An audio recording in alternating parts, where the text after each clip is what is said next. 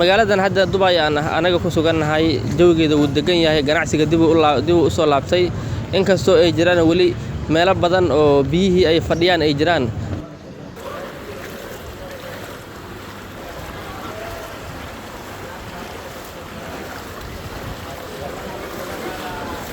runtii sanadkani Imaaraadka waxaa ka da'ay daadad aad iyo aad u weyn kaliya Imaaraadka ma ahan qaliijka oo dhan ayaa waxaa ka da'ay roobab waaweyn ka da'ay roobabkaasoo sababay daadad iyo waliba khasaare hantiyadeed intaba sida lagu ogyahay dhankani qaliijka ma ahan meel yacni looga bartay inay roobab badan ka da'aan waa dhul badan saxaro ah kuleelkiisana uu badan yahay laakiin sanadkani waxaa ka da'ay roobab iyo daadad aad iyo aad u badan kuwaasoo saameeyay ganacsiga wuxuuna istaajiyay socodka gaadiidka iyo waliba tareennada intaba way istaageen wuxuu ahaa roobab aad u weyn roobab waliba dabaylo wata roobab noocooda aan geyigan bariyahan dambe aan la arag ayay ahaayeen marka dowladda Imaaraadkana runtii waxay samaysay dadaalo aad iyo aad u badan waxaa shaqeeyay gruupka yacni loogu talagalay inay emergency-ga ka shaqeeyaan ayaa shaqeeyay runtii dad badan ayay badbaadiyeen waxay kaliya badbaadiyeen khasaarihii intaan uu ka sii badan lahaa haddaysan ayaga samayn lahayn dadaal marka dadaalo badan iyo juhdi badan ay ku bixiyeen marka mana naqanin sidii yacni laga filayay ma uusan naqanin roobka awoodiisii yacni khasaarada yar uu geystay isma lahan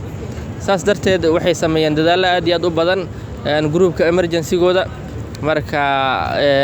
ugu dambeyntii alxamdulillaah wax khasaare nafeeda ilaa hadda lama soo sheegin laakiin khasaare hantiyadeed ayaa jira niyow aniga waxaa igula yaabka badnaa horay horta uma arag mana filaynin yacni in Imaaraadka roob noocaani ama sidaan u weyn uu ka da'ayo maana filaynin sababtoo ah Imaaraadka waxaan ku naqaanay kuleel iyo waliba jawigu aad u kulul laakiin waxaan la yaabay roobka weyninkiisa iyo xooggiisa in yacni xataa tareennadii ay istaageen gawaaridii ay istaageen wadooyinkii ay buuxsameen dadkii yacni ay naf bideen inay gawaarida korkooda fuulaan si ay uga badbaadaan dadadka xoogga leh meelaha qaarkoodna waxaa ka dhacday yacni in roobabkii ay qaadeen gawaaridii dadka ku socda ay qaadeen dadkii oo gudaha ku jira waliba ay qaadeen kadibna ay la aadeen dhanka iyo meelaha godadka waaweyn ay ka qodan yihiin marka arrintaas ay ula yaab badneed wallaahi bulshada aaday ula yaabeen sababtoo ah waxaa hakad galay ganacsigooda qof walba wuxuu raadsaday meeshii uu ku badbaadi lahaa marka dowladdana dadaal badan ayay samaysay marka falcelintooda waxay ahayd runtii